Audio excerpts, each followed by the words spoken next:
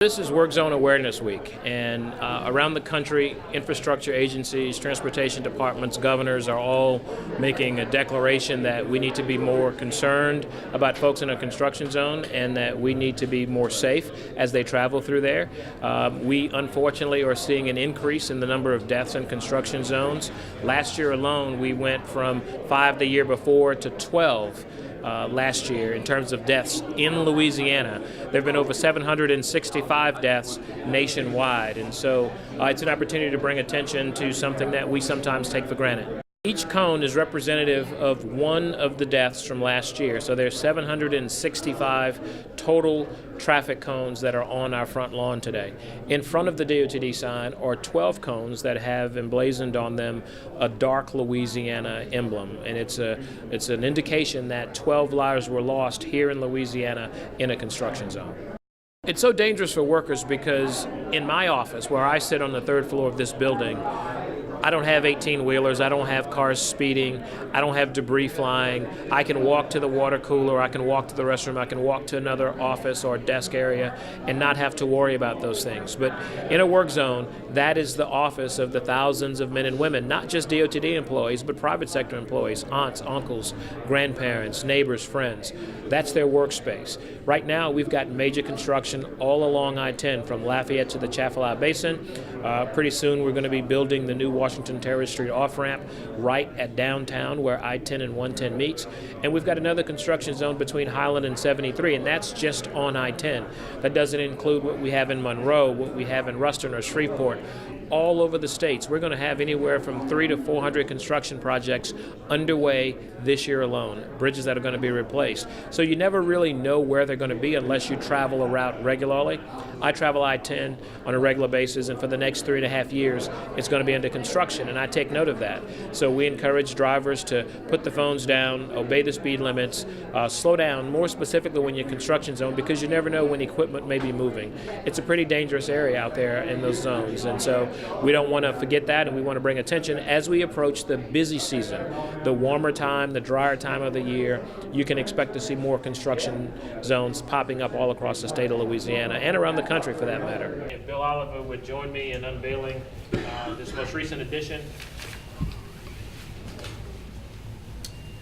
And down here at the bottom it says Mr. Paul Featherston, July 3rd, 2017, District 03, and it lists Gang 510. We're dedicating today to Mr. Paul Featherston, who worked on a gang in New Iberia, and he was an employee of the department for 24 years. And doing his job in the daily routine of filling a pothole, a driver came up behind him, failed to slow down and stop, and had an impact and killed Mr. Featherston on the scene. It was a very sad day for the department. I'll never forget it. It was the worst day I've had thus far as secretary of the department on July 3rd. And I ended up stopping exactly what I was doing, delaying a trip that day to go out on the scene with a couple of other employees from our risk management and safety section to investigate and to be aware of what was there. And so I had a chance to visit with the other employee that was driving the truck that was rear-ended. I had a chance to visit with the driver's family. It was a very difficult day, and unfortunately lives were changed forever in the death of Mr. Featherston. And so today we're remembering him for his 24 years of service and the ultimate sacrifice, and his name will forever be placed on this monument along with 44 others since 1947 that have given their lives in the name of duty in work. While it wasn't military, it wasn't law enforcement, we were providing a resource for the citizens, and they were killed, unfortunately, in that environment. Paul Featherston was our mobile equipment operator for Gang 510 in New Iberia for the Lafayette District. He was a great worker for us. He performed a lot of our manual duties out there on the roadway, did flagging, potholing, many things. And unfortunately met an untimely death doing potholing on a roadway in New Iberia on July 3rd of this past year, where a driver came up on his vehicle and failed to stop and ran into the vehicle end pod and met a tragic death.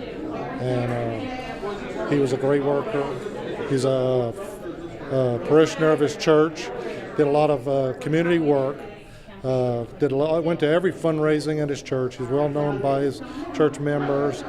He's well liked by all his co-workers, and he was a great, devout Christian man, enjoyed sports and his church, and a great worker, great person, and he'll be sadly missed, unfortunately, by his coworkers and his family and friends. One of the most dangerous things our troopers see out working in the construction zones are just unsafe driving practices by the motoring public. They see drivers that are driving distracted, as well as speeding, driving aggressively in those work zones, and those are things that we're looking to curb.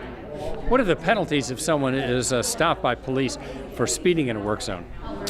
Most work zones will have increased fines. Most of the fines in those areas are doubled. So motorists that are stopped and receive a citation in those areas, no matter what the citation is, they could see doubled fines. The message is to be attentive in work zones. It's important to remember that is someone's workspace, so we really need to pay attention to how we're driving through that workspace and make sure that we're driving safely and paying attention to what's going on around us. We just want people to drive safe, be responsible, make sure that you're alert at all times when you're traveling, especially through those work zones. Pay attention to the posted signs, pay attention to the directions that are being given to you by those law enforcement officers, as well as those flaggers that are working inside of that construction zone. And we just want people to be respectable. Those are offices basically for those construction workers, and they have cars that drive through them. And those cars drive through pretty fast, and they all have families at home, and we want them to make it back home safely to their families. So we just ask that people be patient, use their discretion as they drive, make sure they're alert, maintain a safe following distance to make sure everyone makes it home safely. How much of a problem is distracted driving, particularly people using their phones and texting while driving? It's a big problem when you think about the fact that driving is a divided attention task. So we really need to focus on driving and not all the other things that people like to do while they're driving, such as playing with their phone, talking to their friends, messing with the radio, their GPS. So it's important, I guess, not to let distraction become the big problem that it seems to be for people. We're all important, so let's just focus on the task of driving. I'd like people to remember that the employees, the 4,200 plus employees here at the department, and those in our private sector, we want to go home to our families. And that's simple as that. The governor talks about it all the time. We want people to have a quality of life. And at the end of the day, it's really about your loved ones. It's about what you do in your community.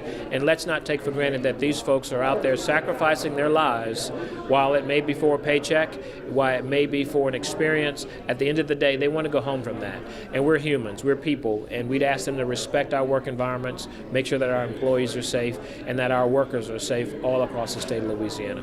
If people have questions, like more information, what should they do? They should go to dotd.la.gov. You can go to Destination Zero Deaths online. You can go to 511.la and ask questions about where those construction zones may be. You can also use Waze or other apps to identify construction zones so that you can be prepared for what may be forthcoming, whether it's congestion or moving equipment, lane restrictions, or potentially closures. Knowing is half the battle, and then driver responsibility is the other half. Drivers are responsible to obey the speed limit, put the phones down, buckle up, don't drive distracted, don't drive drowsy, and please don't drive drunk.